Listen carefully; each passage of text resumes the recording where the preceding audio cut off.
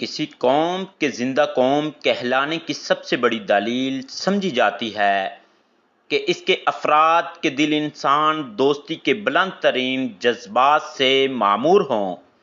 اور اس کے یہی جذبات اس بات کا فیصلہ کرنے کے لیے بھی ایک دلیل کی حیثیت رکھتے ہیں کہ وہ قوم دنیا کی قیادت کا حق رکھتی ہے یا نہیں۔ در حقیقت افراد اور قوموں کے درمیان برتری اور فضیلت کا فیصلہ بھی انہی آثار کے مطابق ہوتا ہے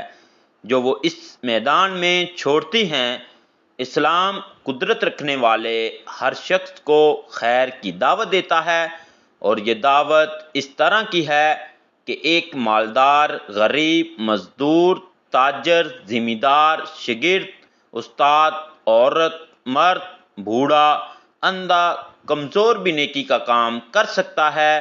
اور اس کے مالی حالات معاشرے میں نیکی اور بھلائی کے کام کرنے میں اس کے لیے کوئی رکاوٹ نہیں بنتے۔ اسلام میں کوئی ایسا انسان نہیں پایا جاتا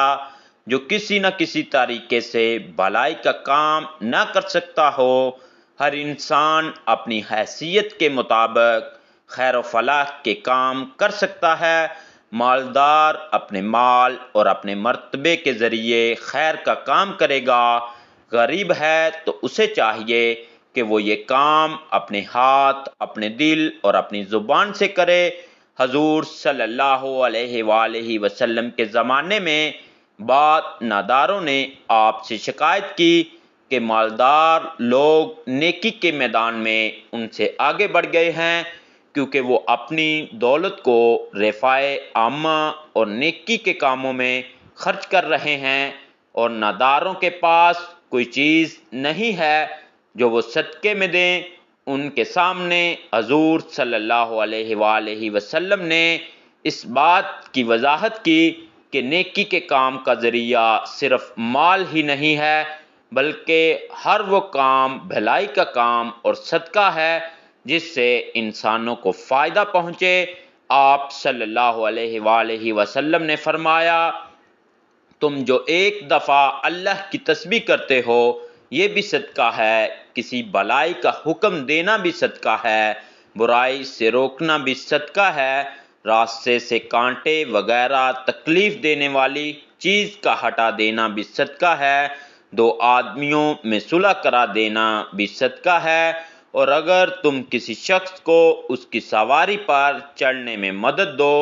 تاکہ وہ سہولت سے چڑھ جائے تو یہ بھی صدقہ ہے۔ اس طرح اسلام غیر کے دروازے معاشرے کے تمام لوگوں کے لیے کھول دیتا ہے، اور یہ خیر اور فلاح صرف ہم مذہب کے لیے نہیں بلکہ اسلام انسان کو انسان دوستی کے اس اونچے مقام پر لا کھڑا کرتا ہے جہاں سے خیر و نیکی کے کام تمام انسانی برادری کے لیے عام ہو جاتے ہیں، چاہے ان کا مذہب، ان کی زبان، ان کا ملک، ان کی قومیت کچھ بھی ہو۔ ہمارے نبی صلی اللہ علیہ وآلہ وسلم فرماتے ہیں، لوگ اللہ کی عیال خاندان ہیں، اللہ کے نزدیک محبوب وہ ہے جو اس کے عیال کے لیے زیادہ سے زیادہ فائدہ پہنچانے والا ہو۔